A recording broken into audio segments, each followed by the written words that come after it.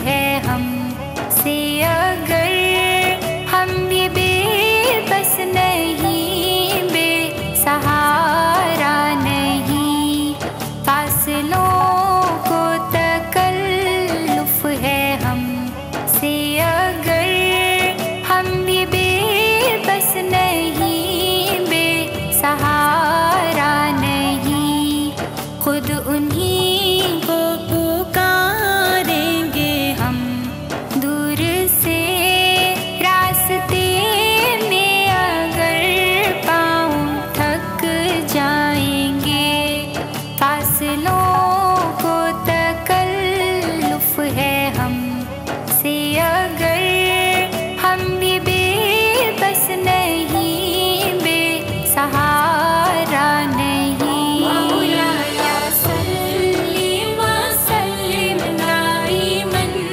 अबदन अला हबीबिका खैरिल खल्क़ि कुल्लिहिम। मौलाया सल्ली व सल्लिम दाइमन अबदन अला हबीबिका खैरिल खल्क़ि कुल्लिहिम। हम मदीने में तन्हा निकल जाएंगे और गलियों में क़स्दन भटक जाएंगे, हम वहाँ जाके वापस नहीं आएंगे, ढूंढते ढूंढते लोग थक जाएंगे। मौलाया सल्ली व सल्लिम दाइमन अबदन अला हबीबिका खैरिल खल्क़ि कुल्लिहिम। मौलाया सल्ली व सल्लिम दाइमन अबदन अला हबीबिका खैरिल खल्क़ि कुल्लिहिम। जैसे ही सब्ज़ गुंबद नजर आएगा, बंदगी का करीना बदल जाएगा, सर झुकाने की फुर्सत मिलेगी किसे, खुद ही पलकों से सजदे टपक जाएंगे। मौलाया सल्ली व सल्लिम दाइमन अबदन अला हबीबिका खैरिल खल्क़ि कुल्लिहिम। मौलाया सल्ली व सल्लिम दाइमन अबदन अला हबीबिका खैरिल खल्क़ि कुल्लिहिम। ए मदीने के ज़ाहिर खुदा के लिए दास्ताने सफ़र मुझको यूं मत सुना, बात बढ़ जाएगी, दिल तड़प जाएगा, मेरे मोहतात आंसू छलक जाएंगे। मौलाया सल्ली व सल्लिम दाइमन अबदन अला हबीबिका खैरिल खल्क़ि कुल्लिहिम। मौलाया सल्ली व तकल्लुफ है हमसे अगर हम भी बेबस नहीं, बेसहारा नहीं। बिस्मिल्लाहिर्रहमानिर्रहीम। रावी पीरज़ादा अस्सलाम वालेकुम। आप पहली दफ़ा तशरीफ़ लाइन कुतुब ऑनलाइन में, आपको बहुत वार्म वेलकम। अल्लाह ताला हमेशा आपकी इस आवाज़ को सलामत रखे, ज़िंदा रखे और आपको हमेशा तौफ़ीक दे के रखे, हदायत के साथ कि आप इन कलामों को लोगों तक पहुँचाती रहें। वालेकुम अस्सलाम। और मैंने जब अपनी फ़ैमिली को बताया, मैं हमेशा एज़ अ सिंगर आया करती थी। पिछले रमज़ान में तो मैंने बिल्कुल जसारत नहीं की किसी भी ट्रांसमिशन में। जब मैंने बताया मैं आपके प्रोग्राम पे जा रही हूँ, तो यू हैव माशाल्लाह माशाल्लाह, जैसे लोगों को हम देखना चाहते हैं, फॉलो करना चाहते हैं, बात सुनना चाहते हैं, जिन लोगों की बात हमें समझ आती है, स्पेशली मैं न्यू जनरेशन की बात करूँगी, you are one of those people. So congratulations on giving us the right way to understand Islam. जज़ाकल्लाह. इसके लिए एक जो बड़ा खूबसूरत जवाब होता है ना शाह साहब, वो होता है इल्तमास दुआ. इल्तमास दुआ. बिस्मिल्लाहिर्रहमानिर्रहीम. अस्सलाम वालेकुम वरहमतुल्लाहि वबरकातुहू. अल्लाहुम्मा सल्लि अला मुहम्मद व आले मुहम्मद. रब्बि इश्रह ली सदरी व यस्सिर ली अमरी वहलुल उक़दतम मिन लिसानी यफ़क़हू क़ौली. आमीन. रमज़ान स्पेशल कुतुब ऑनलाइन, और आज बात करेंगे कुछ ऐसी चीज़ों पे जिनको कि पंजाबी के अंदर मेरे ख्याल में शाह साहब, अस्सलाम वालेकुम ज़िया साहब, अब आपसे सलाम तो लेना जो लगता है ना, वो लगता है एक एडिशनल 30 सेकंड है. पंजाबी में कहते हैं कुब्बन लत पई तो कुब्बा सिद्धा हो गया. वो ज़िंदगी तब्दील जो है ना, वो ठोकर से होती है. ज़िंदगी ठोकर से तब्दील होती है. मैं पढ़ता था तो आलम गुर्बत था, और ज़हनी आलम गुर्बत नहीं होना चाहिए, यकीन करें. वो जो ज़हनी और गुर्बत है ना, वो मरवा देती है इंसान को. तो मौसीकी का बड़ा शौक़ ज़ौक़ तो कोई नहीं था ना, पता था, लेकिन मौसीकी का एक ग्रुप बनाया हुआ था बहुत से दोस्तों ने, UET के और NCA के मिल के. तो एक आखिरी मैं आपको वाक़या सुनाता हूँ. वो सब बच्चे जो थे वो टॉपर्स थे, लेकिन वो काम सिर्फ इसलिए करते थे कि उनके पास अपने खाने के लिए भी पैसे नहीं होते थे. तो रोज़ शाम को जाके अगर कहीं फंक्शन करना है तो वो जो पैसे मिलने हैं वही अगला हफ्ता गुजारना है. तो एक दफ़ा हम new year evening, new year night कहना चाहिए, न्यू ईयर नाइट कहीं बजाने के लिए गए, और वो था भी एक सरकारी जगह थी और सरकारी क्लब था बहुत बड़ा. तो जब भी रात को 12 बजते हैं, बहुत से लोग जो जाते होंगे शायद मेरी उम्र के हों, उनको अंदाज़ा होगा, तो वो उस वक्त सब कुछ बंद और बलून फाड़ और शोर और ये और वो दाएं बाएं. तो वो जो ब्रेक हुई बीच में 5 मिनट की, 10 मिनट की, तो उस वक्त मैंने दिल में सोचा कि अगला साल शुरू हो रहा है, काम तो मेरे पास कख नहीं है, ना मेरे पास ज़राए हैं, ना वसाइल हैं, ना दीन है, ना लेना है. 2 रकत जल्दी से ना नमाज अदा कर लूँ, अल्लाह अगला साल जो है वो बरकत वाला करे. वो 2 नफल जब मैं पढ़ रहा था, एक खातून ने आके मुझे टांग मारी. शहद पिया होगा उसने ज़्यादा, तो वो टांग उसने मारी सजदे और रकू के दरमियान में. तो मैंने खैर 2 रकत किए. जब मैं वहाँ से, उसके बाद परफॉर्म भी किया. उसके बाद जब बाहर निकले तो मैं वहाँ से चला और मैं पैदल घर आया, और मैंने वहाँ से घर तक सिर्फ एक दुआ की कि अल्लाह इज्जत का रिज्क दे. ये जो जिल्लत का रिज्क है, ये मेहनत तो बड़ी है लेकिन इसमें जिल्लत बड़ी है. उसके बाद मैंने ज़िंदगी में रावी पीरज़ादा कभी पीछे मुड़ के नहीं देखा. अल्लाह ने हर तरफ से रिज्क दिया. मैंने गलत भी फैसले किए तो अल्लाह ने सही कर दिए. अल्लाह ने ज़ुबान खोल दी. अल्लाह ने हर वो काम किया जो मेरी ख्वाहिश थी. मुझे लगता है कि वो एक जो टांग पड़ी ना, उसमें अल्लाह ने जो जिल्लत को तकदीर के बदलने के लिए इस्तेमाल किया, ये अल्लाह का बहुत बड़ा रहम है, और मैं आज भी अल्लाह का ये शुक्र अदा करता हूँ. साबरी हमारे साथ थे कुछ साल पहले, और अमजद को भी मैंने देखा. ये मैं बात जो है वो सबसे आपसे भी हदिया कर रहा हूँ. कवाली के तौर पे पहचाना जाता है, कवाल कहते थे उसको, लेकिन मैं ईमानदारी से आपको कह रहा हूँ कि मैंने उसके साथ यूरोप में, अमेरिका में जितने भी फंक्शन किए, वो बड़े पैसे कमाता था. लोग पाउंडों में, डॉलरों में पैसे देते थे, और वो डॉलरों और पाउंडों में पैसे जो है वो अपने साथ वाले लोगों को या हम जैसे फुकरा को शॉपिंग करवाने के लिए भिजवा देता था. और कसरत से ऐसा होता था कि जब वापस कराची पहुंचते थे तो वो कहता था कि यार वो 2-4 हज़ार रुपया तुम्हारे पास अगर हो तो दो, क्योंकि उसने टैक्सी लेके घर जाना होता था. मुझे नहीं अब पता कि उसकी बीवी उसके साथ क्या सलूक करती होगी, लेकिन जेबें खाली करने वाला जो शख्स था ना, अपनी लोगों के दस्तरखान बढ़ा देने वाला जो शख्स था, जिसने अपने घर को नहीं सिर्फ अपने बाजार को, अपनी गली को भी रोशन कर दिया. थड़ों पे बैठ के उसके नातें पढ़ी गईं, लिखी गईं और दस्तरखान बिछे. आज उसको, उस कवाल को लोग पता है क्यों याद करते हैं? मैं कवाल तंज के तौर पे कह रहा हूँ, हालांकि ये है कॉल से, और कॉल जो है वो बुजुर्ग का है, इसलिए कि मैंने उसके कॉल के पढ़ने के अंदाज से उर्दू ना समझने वाले, पंजाबी ना समझने वाले, कॉल और कवाली को ना समझने वालों को भी कलमा पढ़ते देखा है.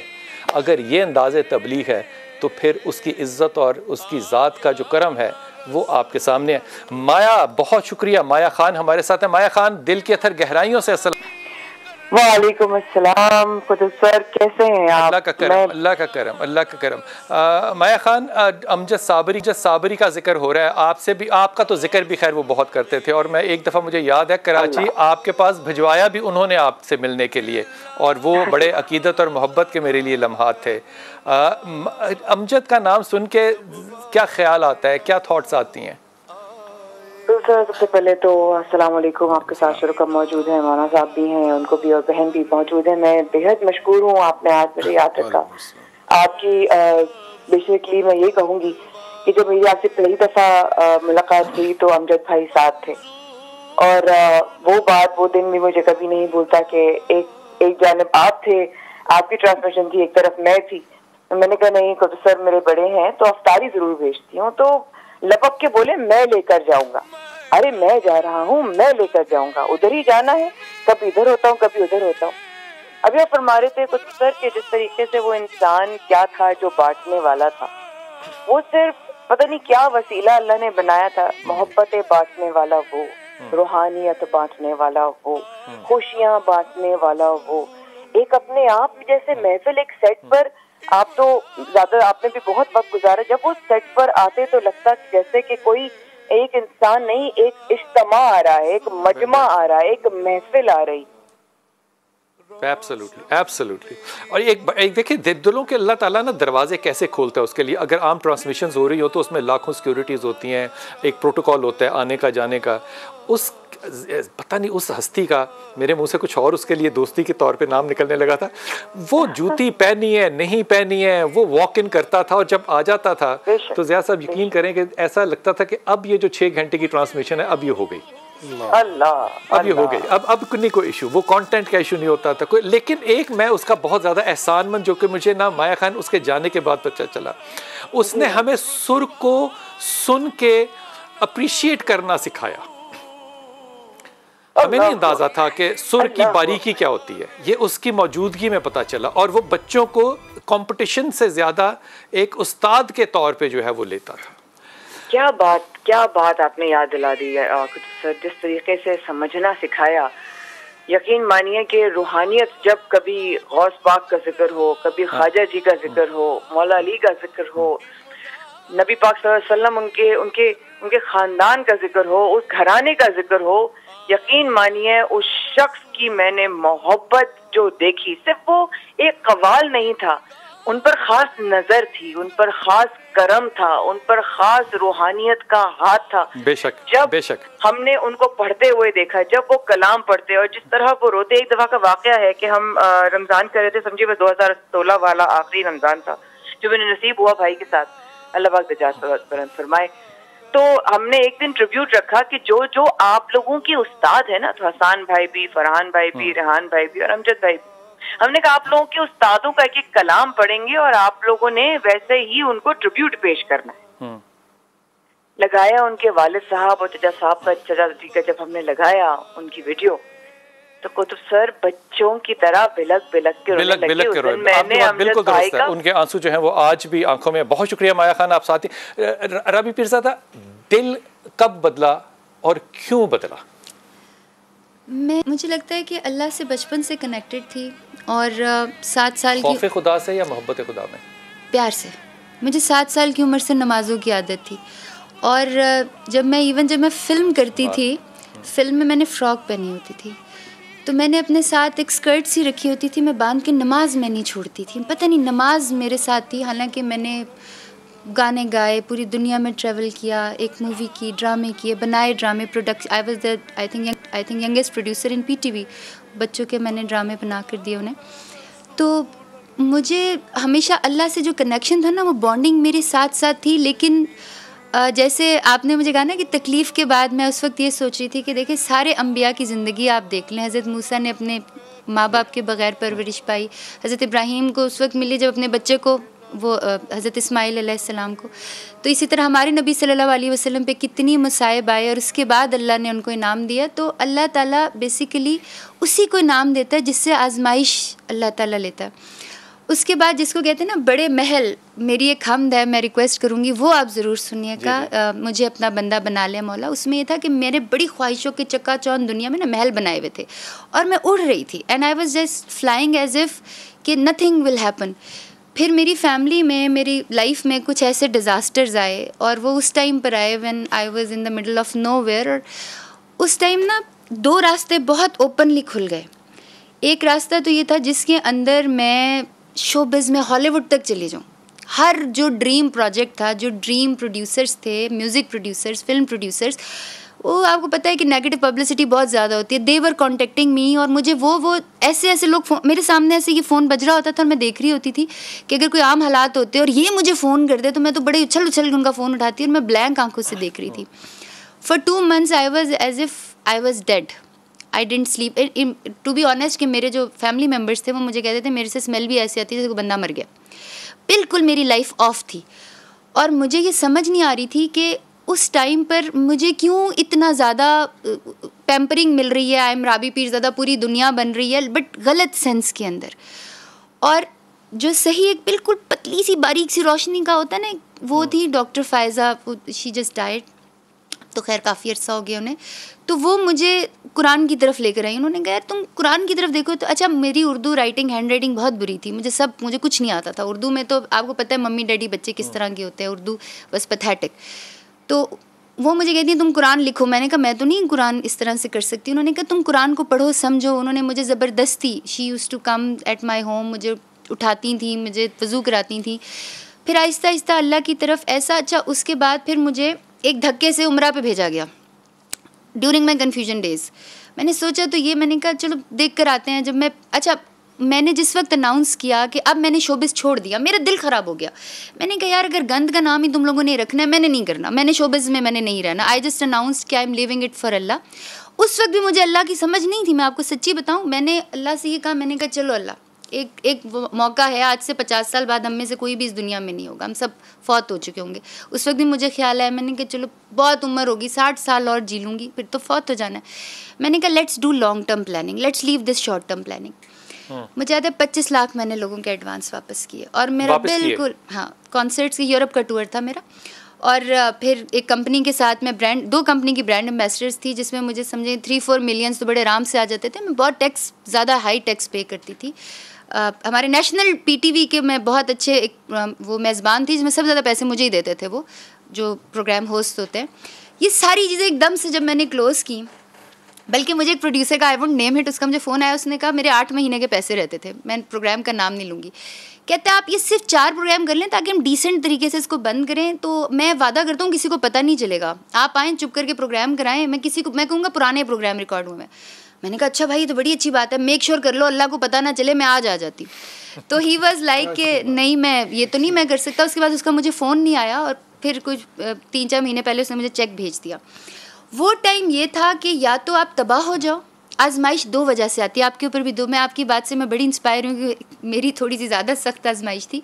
या तो अल्लाह की तरफ ले जाने के लिए आती है या अल्लाह से बहुत दूर ले जाने के लिए आती है। तो अल्लाह का बड़ा रहम, अल्लाह की बड़ी रहमत है कि फिर जब मैं उसके ऊपर गई, अब आपको पता है कि जब सिंगर्स वगैरह जाते हैं, क्लास से नीचे नहीं जाना, लिमोज़ीन ने पिक करना है, 5 स्टार होटलों में रहना है, बहुत पैसे होने हैं हमारे पास। अब पहली दफ़ा उम्रा पे जा रही हूँ अम्मी के साथ और इकॉनमी क्लास में जा रही हूँ। यही है कि पायलट भाई ने मुझे देखा, वो आए, उन्होंने कहा बाजी आप उठ कर ना अपनी अम्मी के साथ आगे आ जाएं, इकॉनमी प्लस में, फर्स्ट क्लास तो नहीं थी, उधर पहुंच गई। अच्छा, फिर जब मैं जिस मक्का के, आप कुछ कहना चाह रहे हैं? मैं वक्फे पे जाऊंगा, उम्रे का आके वापस आके सुनूंगा कि उम्रे पे क्या होता है।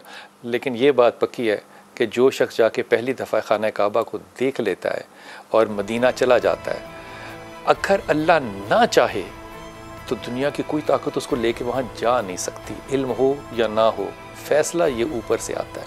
राबी पीरज़ादा से बात कंटिन्यू करते हैं।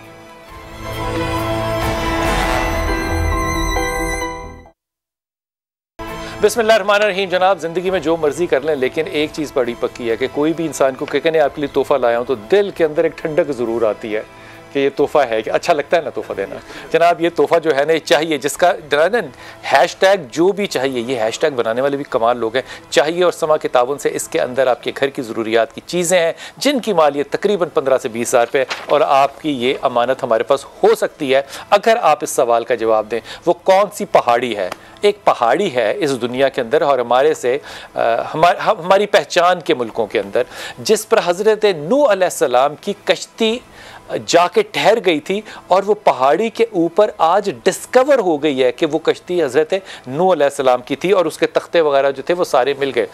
ये कश्ती किस मुल्क में है? वो इस्लामी मुल्क है, ये मैं आपको बता दूं। पहाड़ी का नाम जो है वो आपने बताना है, और उनके लिए जाएगा जनाब ये तोहफ़ा। और आप कौन सी पहाड़ी जिसमें कि हज़रत नूह अलैहिस्सलाम की कश्ती आज डिस्कवर हो गई है? अगर लाहौर से चलें तो 3-1 घंटे की मुसाफत पे ये इस्लामी मुल्क मौजूद है। अल्लाह ने कश्ती भी इस्लामी मुल्क में डाली। और नहीं मैं कुछ बताता। ये सवाल का जवाब देंगे आप हमें फेसबुक पे, आप हमारी ट्विटर पे जा सकते हैं, आप हमें ईमेल कर सकते हैं, आप हमारे टेलीफोन नंबर जो चल रहे हैं इन पे हमें बात करके बता सकते हैं। और अगर ज़्यादा लोग मिल गए तो फिर हम कुरान अंदाज़ी करेंगे और इंशाअल्लाह ताला खुश नसीब को ये मिलेगा। राबी, जुनैद के साथ एक ताल्लुक़ रहा यूटी के हवाले से, यूनिवर्सिटी ऑफ इंजीनियरिंग के हवाले से। उसने ज़िंदगी में मौसीकी शुरू की, फिर उसकी ज़िंदगी में एक तब्दीली आई, और वो तब्दीली जो है वो जिन भी वजूहात से आई, जो इज़्ज़त अल्लाह ने उसको अपना कलाम और अपने हबीब की मोहब्बत में दिया, वो 100 साल भी और ज़िंदा रहता तो वो दूसरी तरफ से ना ले सकता। अच्छा, ये वैसे होता है क्योंकि जब मैंने ये सब कुछ किया तो मेरी कुछ फ्रेंड्स थी, आपको पता है कुछ ईविल फ्रेंड्स भी होती, तो कहते तुम ना लोग पीपल विल फॉरगेट यू। मैंने कहा I want people to forget me, I don't want Allah to forget मी।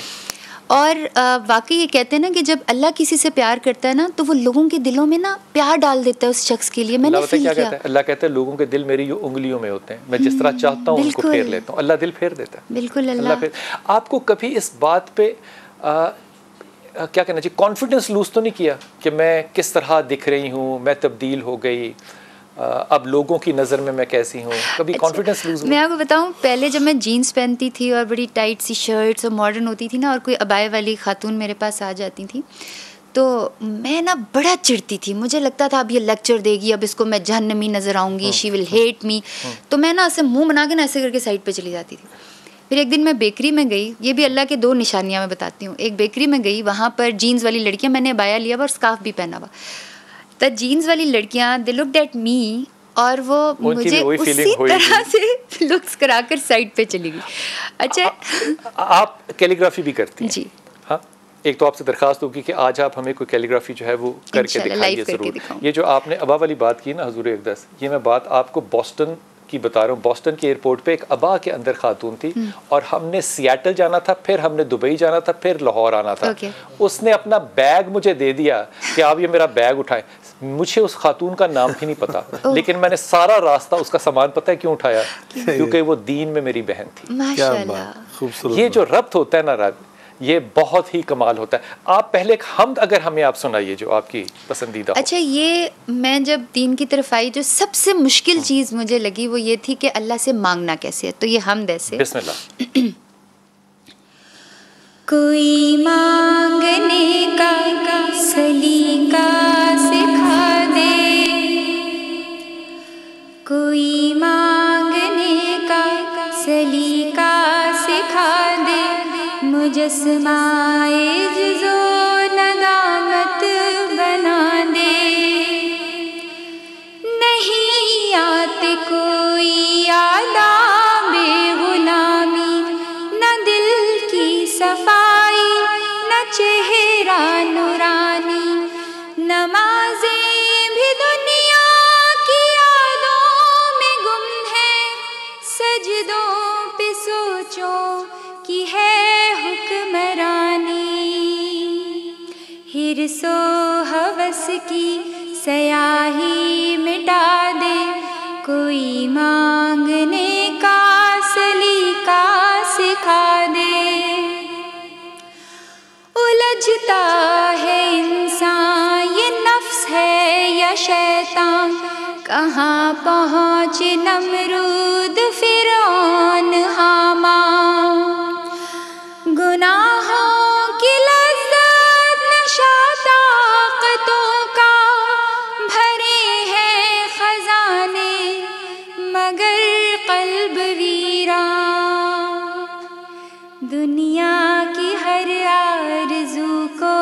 मिटा दे, कोई मांगने का सलीका सिखा दे।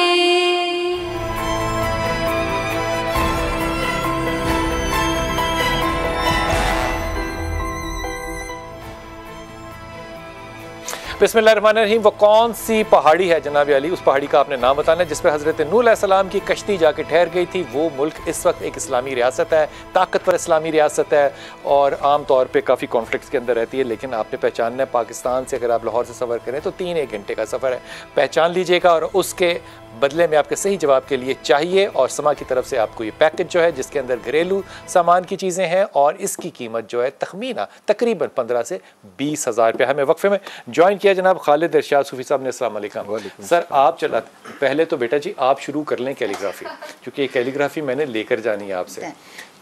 आपने जो हाँ कहा ना ये सच्ची वाली हाँ हो गई, अब ये कैलीग्राफी मैं लेकर जाऊंगा। हाँ, मेरे लिए तो सदका जारी है। बेहतरीन हो गया, बिस्मिल्लाह कीजिए। अच्छा सर, आप फाउंडेशन चलाते हैं जिसका नाम है कारवान इल्म फाउंडेशन, तारुफ करवाइएगा ये कारवान क्या करता है? बहुत शुक्रिया बिलाल साहब। बिस्मिल्लाहिर्रहमानिर्रहीम। Karwan Ilm foundation sir basically higher education में हम कम वसीला मगर बासलाहियत स्टूडेंट, हायर से मुराद होती है बीए के बाद? जी इंटरमीडिएट के बाद खुद पढ़ाते। इंटरमीडिएट से ऑनवर्ड जो है हमारा काम है कि हायर एजुकेशन के लिए कम वसीला लेकिन बासलाहियत स्टूडेंट जो मेरिट पर public sector universities, medical colleges, engineering universities में मेरिट पे जो बच्चे दाखिल होते हैं उन्हें हम स्कॉलरशिप्स देते हैं और उनकी हर तरह की जो माली ज़रूरत है वो पूरी करते हैं। ठीक हो गया। ये डिज़ाइन तो ज़्यादातर जो बच्चे होते हैं इसमें वो FA के बाद या FFSC के बाद किस तरफ जाना चाह रहे होते हैं? सर ज़्यादा रेशो तो ऑब्वियसली मेडिकल और इंजीनियरिंग की है।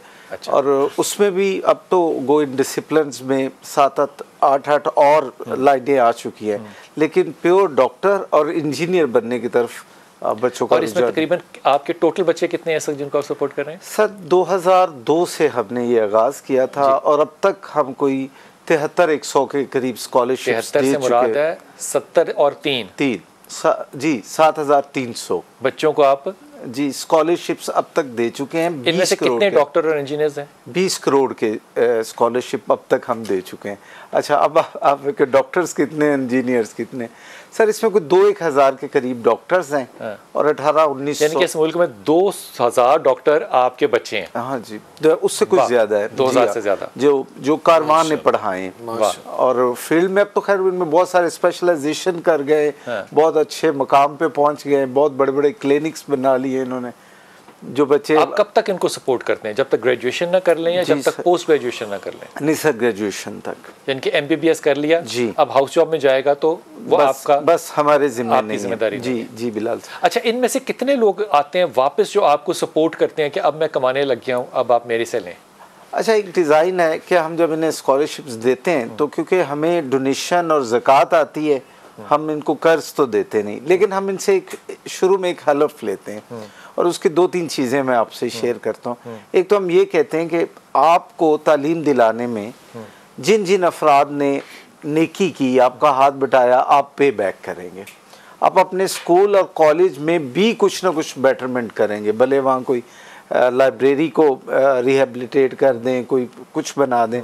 और आखिरी बात ये होती है कि कारवान के साथ भी आप डोनर बन जाएंगे ताकि आप जैसे बच्चों का भला होता रहे। शाह जी क्या समझेंगे आप इस पे, क्या कहेंगे? एक रियासत है जिसने मदीना की तरफ इंशाअल्लाह अल्टीमेटली जाना ही जाना है, इंशाअल्लाह। ये काम क्या है? मैं समझता हूँ ये काम बहुत खूबसूरत है। नबी करीम अलैहिस्सलाम ने बड़ी बशारत दी इस हवाले से। आका अलैहिस्सलाम फरमाते हैं कि इज़ा मात इब्नु आदम इन क़तानु अमरु इल्ला इन सलास। बाद लोग जब फौत हो जाते हैं ना तो उनकी नेकियों के रजिस्टर बंद हो जाते हैं, लेकिन 3 किस्म के लोग ऐसे हैं कि फौत भी हो जाएं, दुनिया से चले भी जाएं, नहीं बंद होते, तो उनके अल्लाह नेकियों के जो रजिस्टर में खुले रखता है। अच्छा। और मैं फरमाया इल्म युन्तफ़अ बिही, वो लोग जिन्होंने नफ़ा बख्श इल्म दुनिया में फैलाया। जब तक वो सिलसिले जारी और सारी रहेंगे ना, वो 2000 जो डॉक्टर हैं वो आगे से आगे सिलसिला चलता रहेगा, चरास जलता रहेगा। तो भाई खालिद साहब इनके रफ़क़ा को अल्लाह ये ज़रूर अजर अता फरमाएगा।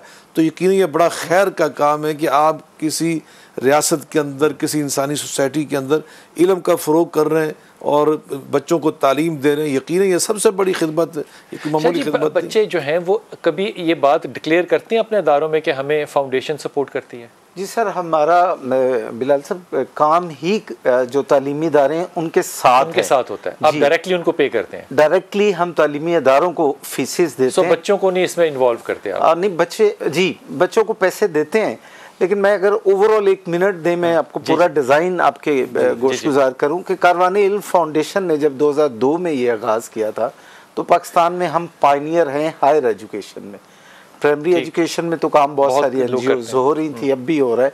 तो ये हम ही ने इस आइडिया पे काम किया था कि कौम के जो बासलाहियत बच्चे हैं, जो जोहरे काबिल है, उन्हें तामीरे वतन के काबिल बनाने के लिए 2-4 साल उनकी रहनुमाई की जाए, उन्हें मदद दी जाए, माली मदद दी जाए।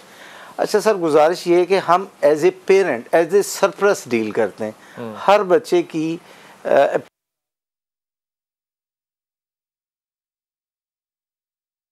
उसकी सेमेस्टर फ़ी या एनुअल फ़ी होगी वो देते हैं। वो डे स्कॉलर है तो उसको किराया आमदोरफ्त देते हैं। अगर वो हॉस्टलाइज है तो उसको मंथली जो खर्चा करता है वो देते हैं। अगर वो बीमार हो गया या किताबें चाहिए तो वो देते हैं।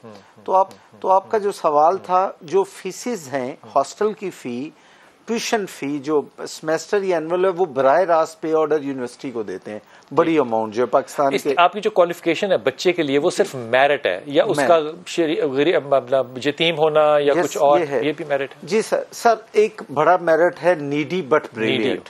अच्छा, उसके बाद मजीद हमने थोड़ी सेग्रीगेशन की है। यतीम के लिए हमने ये 75% हमारा मेरिट है कि कम से कम मैट्रिक और एफएससी में उस बच्चे 75% नंबर, 75% नंबर, क्योंकि बहुत ज्यादा नहीं है आज के दौर में। अब तो बच्चे 96% पे आते हैं हमारे पास बच्चे। तो जब हमने शुरू किया था उस दौर में ये बड़े नंबर थे, 75% समझा जाता था। यतीम बच्चा अगर है तो उसके लिए कोई मेरिट नहीं है, वो गरीब है, उसके नंबर कम भी हैं तो हम समझते हैं कि जो यतीम हो गया। आपको एक्सेस कैसे करेगा कोई? सर, कारवाने इल्म फाउंडेशन आपकी दुआओं से, जाए और हाँ, बस कारवाने इल्म फाउंडेशन लिख दें तो गूगल पे बेशुमार वीडियोस, प्रोग्राम्स, हमारी अपनी वेबसाइट, हमारा सोशल मीडिया। आपके पास इतने फंड्स आ जाते हैं लोगों से? जी बिलाल भाई, ये भी अल्लाह का बड़ा एहसान है कि पहले दिन से जिन लोगों ने ये बनाई थी, हमारे जो बानी थे, वो खुद अलीगढ़ में स्कॉलरशिप पे पढ़े थे, डॉक्टर एजाज हसन कुरैशी मरहूम। और जब वो, बड़ा नाम है यार। हाँ जी। और वो जब उन्होंने मैट्रिक किया था तो ये इंडो पाक इकट्ठा था, तो वो अपने ज़िले में उन्होंने टॉप किया था। और 2 मुस्लिम स्टूडेंट थे जिन्होंने मैट्रिक उस दौर में किया था। तो ये जितने हिंदू स्टूडेंट थे, जितने बाकी कौमों में, उन सब में से टॉप किया था। लेकिन इतने पैसे नहीं थे कि वो इंटरमीडिएट में दाखिला लेते। शाह जी, क्या ये सूरत कभी बन सकती है, अगर मैं ये ख्वाहिश के तौर पे या ख्वाब के तौर पे कहूँ, कि एक बच्चा मदरसे में आता है, वो पढ़ता है वहाँ पे 10-12 साल, वो ग्रेजुएशन कर लेता है, ये इंटरमीडिएट के लेवल तक चला जाता है जो कि कंपैरेबल है इंटरमीडिएट, उसके बाद अगर वो यूनिवर्सिटी में मेडिकल या इंजीनियरिंग में जाना चाहे तो उसका ही इदारा उसको सपोर्ट करे? ये बहुत खूबसूरत मैं समझता हूँ सूरत हाल होगी, क्योंकि उसकी एक वाबस्तगी होती है उस अपने इदारे के साथ, और बड़ी इत्मीनान की फ़ज़ा, वो छोटा आता है जी हाँ, और उसकी फ़ज़ा इत्मीनान की बहुत ज़्यादा कायम होती है अपने असातिज़ा के साथ, इंतज़ामिया जो मदरसे की होती है उसके साथ भी। और मैं ये समझता हूँ कि अल्हम्दुलिल्लाह बहुत सारे मदारस में ये काम हो रहा है और हुआ है। और मैं पूरे वसूख और यकीन के साथ ज़ाती मुशाहदात की बुनियाद पर यह बात आपको बताने लगा हूँ।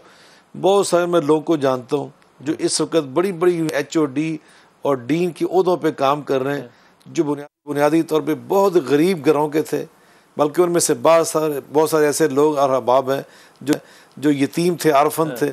उन्हें दीनी मदारस में आकर अल्लाह ने उनको मौका दिया, उन्होंने तालीम हासिल की, और फिर दीनी मदारस में रहते हुए उन्होंने साथ जो असली तालीम थी ना, स्कूल और कॉलेज, उन सारे इम्तहानात को पास करते करते उन्होंने MA भी किया, फिर उसके बाद उन्होंने MPhil भी किया, PhD भी की।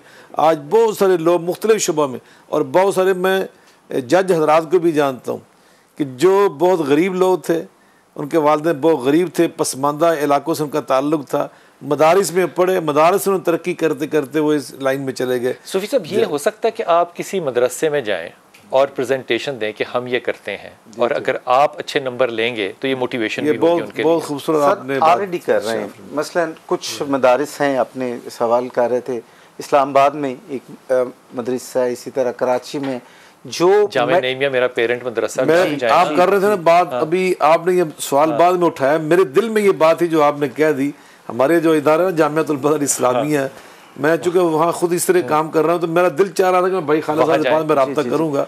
तो ये आपने इस्लामाबाद में जैसे एक मदरसा है कि हर साल मैट्रिक आर्ट्स ग्रुप में टॉप की 50-60 पोजीशनें ही उस अदारे की हैं और पिछले 20 साल से आ रही हैं।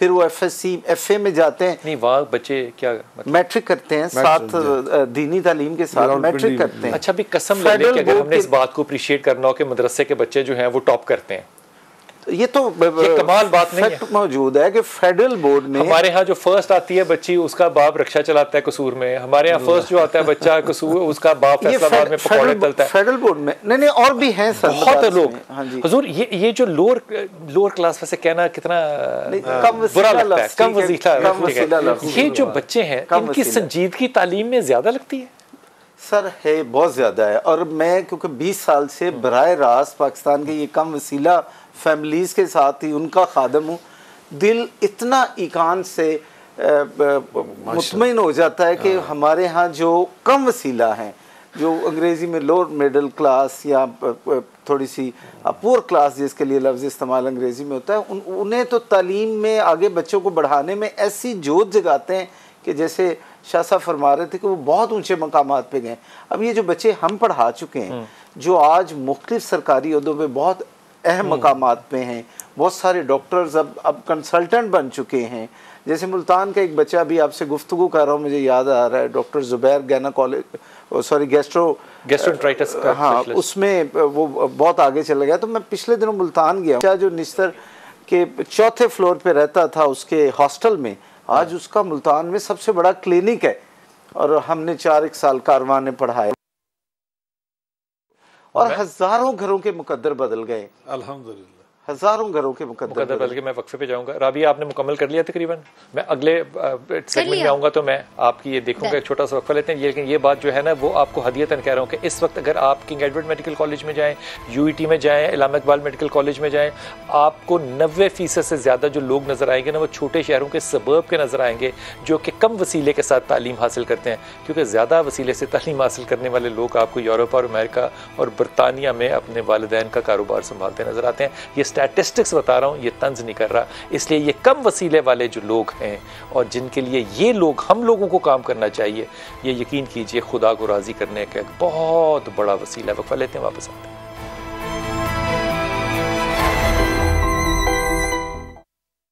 बिस्मिल्लाहिर्रहमानिर्रहीम। अभी आपको ना अगले सेगमेंट में ना एक मैं आप लोगों से ना एक लफ्ज़ इस्तेमाल कर रहा हूँ, इसको बड़ी एहतियात से आपने सुनना है, मोजज़ा।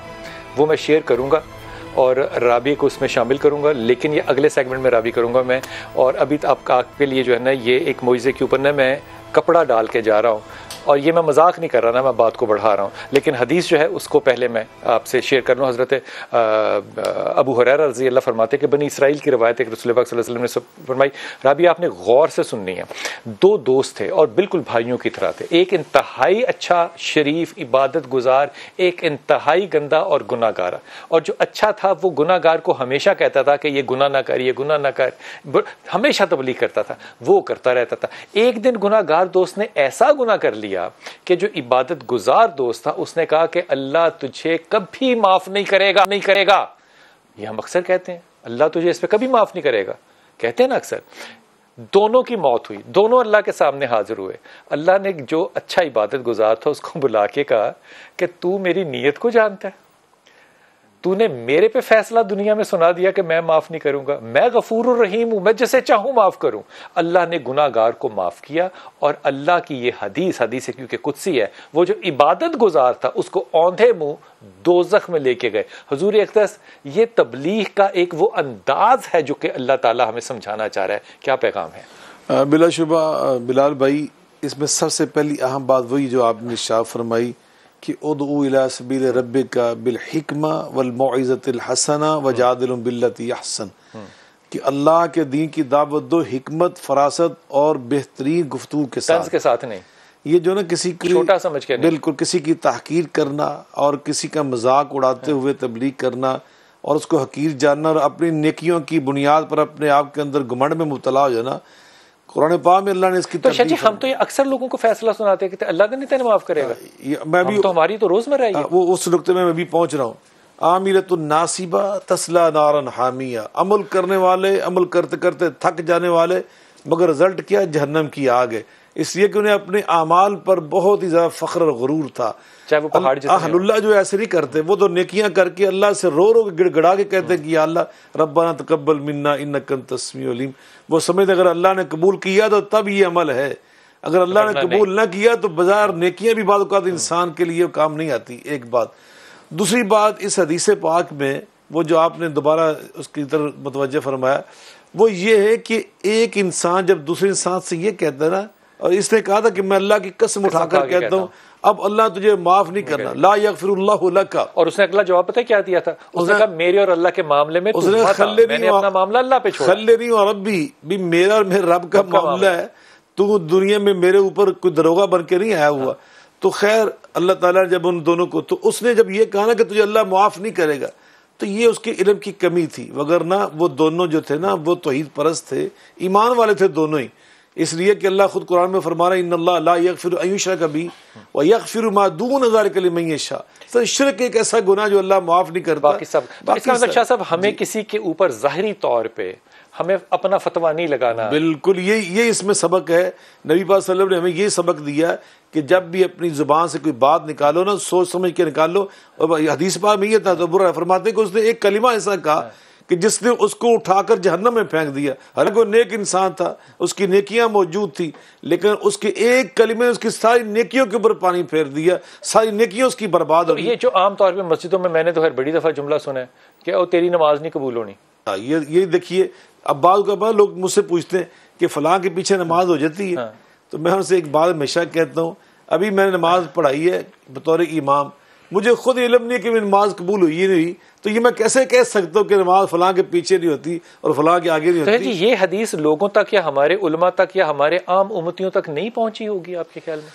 यकीनन उलमा तो इसको बयान करते रहते हैं। मैंने अल्हम्दुलिल्लाह मदीना यूनिवर्सिटी में देते हैं क्या कुछ मतलब सबसे ज्यादा फतवा भी तो उन्हीं की तरफ से आता है ना। ये बहुत गलत चीजें हैं और इल्म के ये मुनाफी चीजें हैं, और इसमें नबी पाक सल्लल्लाहु अलैहि वसल्लम ने यही वाज़ेह हमें फरमाया। ये नहीं लगता कि हम मजाज नबी और मजाज खुदावंद से दूर मसालिक की जंग में ज्यादा पड़ गए? देखिए इसमें अल्लाह ताला मजाज कैसा है, बड़ी खूबसूरत बात की कि इसमें अल्लाह ताला यही फरमाया कि कुरान पाक में फरमाया रहमती वसअत कुल्ल शै, अल्लाह की रहमत तो बहुत वसी, हर शय के ऊपर हावी है।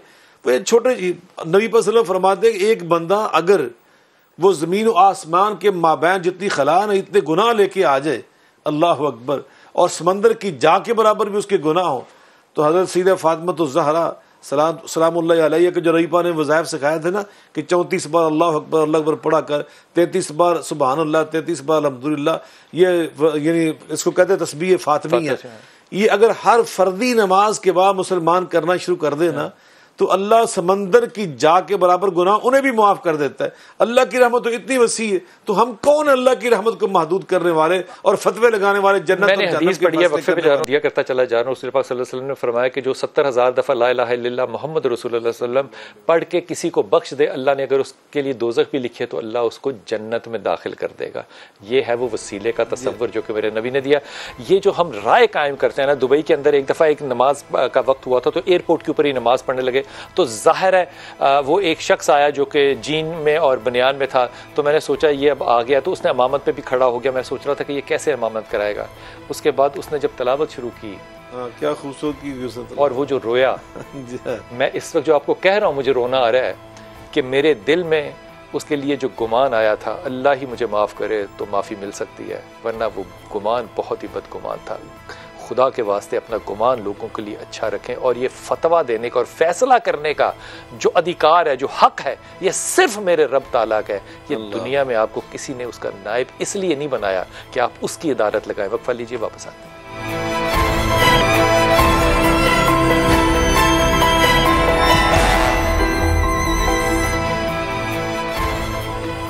बिस्मिल्लाहिर्रहमानिर्रहीम। सवाल मैं आपके पास छोड़ के गया था जनाब, वो कौन सी पहाड़ी है जिस पर हज़रत नूह अलैहिस्सलाम की कश्ती जाकर ठहरी? ये पहाड़ी डिस्कवर हो चुकी है, ये इस पहाड़ी का पता चल चुका है। आप में से जिन जिन लोगों ने, आई एम श्योर कि उन्होंने गूगल ही किया होगा सारे लोगों ने, और नहीं कोई वजह कि पता हो, क्योंकि आम तौर पर नहीं पता होता। ये पहाड़ी बुनियादी तौर पर टर्की के एक सरहदी इलाके की तरफ है और इसका नाम है जोदी। जोदी इस पहाड़ी का नाम है जिसके ऊपर हज़रत नूह अलैहिस्सलाम की कश्ती अपने काफ़ी ज़्यादा, जिसे कहना चाहिए आर्काइव्स के हवाले से मौजूद है और उसको बाकायदा देखा जा सकता है, विज़िट किया जा सकता है, उसके अंदर जाया जा सकता है, उसे छुआ जा सकता है।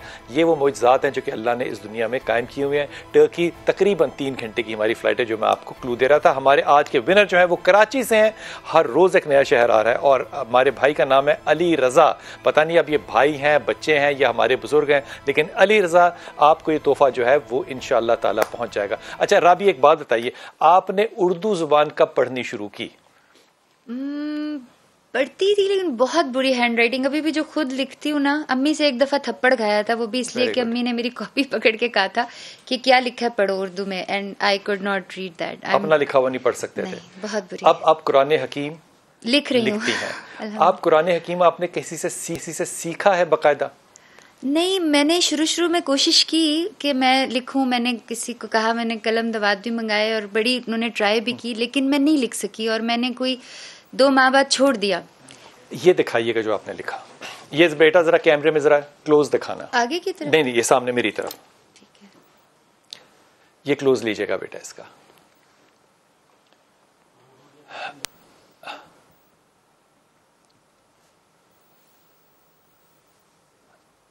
ये बिस्मिल्लाहिर्रहमानिर्रहीम, कुल हुवल्लाहु अहद अल्लाहुस समद लम यलिद वलम यूलद वलम यकुन लहू कुफुवन अहद। ये जो कत के साथ लिखा है, आप में से कोई लिखने वाला जो है, जो कि कैलीग्राफी करता है, वो इसको देख के ये बताए कि क्या एक शख्स जो कि उर्दू की राइटिंग नहीं लिख सकता और वो कुरान हकीम या अरबी या इस कैलीग्राफी के अंदर काम कर सकता है, अगर ये एक जिंदा मोजज़ा नहीं तो फिर ये और क्या है? जब दिल बदलते हैं ना शाह साहब, यकीनन, तो फिर अल्लाह ये रंग जो है वो ज़रूर दिखाता है। राबी, कभी दिल बदल जाने पे फ़ख्र महसूस हुआ या कभी प्राइड आई या शुक्राने में क्या गुफ्तगू करती हो अल्लाह से कि अल्लाह इसको परसिस्टेंस कैसे दे? सबसे ज़्यादा डर ना गरूर से लगता है, क्योंकि इब्लीस ने जब किया था और वो जिस तरह की उसको सज़ा मिली, अल्लाह मुझे, मैं तो बहुत गुनाहगार हूँ अभी भी बहुत।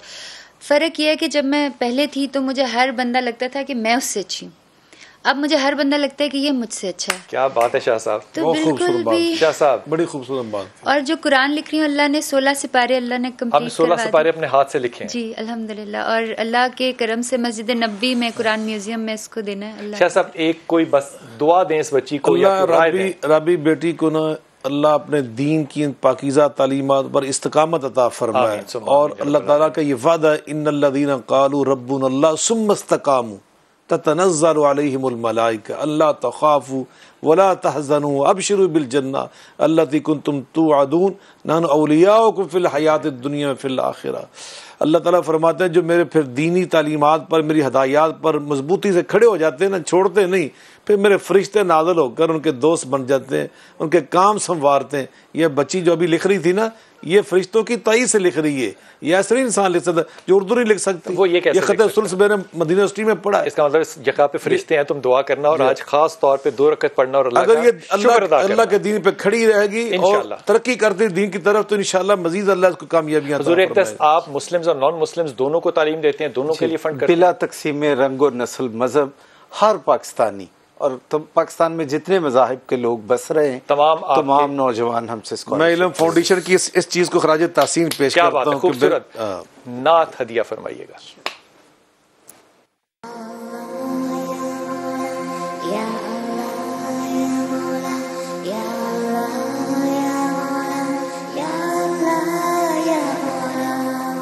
मुझे अपना बंदा बना ले ए मौला, मुझे अपना बंदा बना ले ए मौला, गुनाहों को मेरे छुपा दे ए मौला, मुझे अपना बंदा बना ले ए मौला, मुझे अपना बंदा बना ले ए मौला।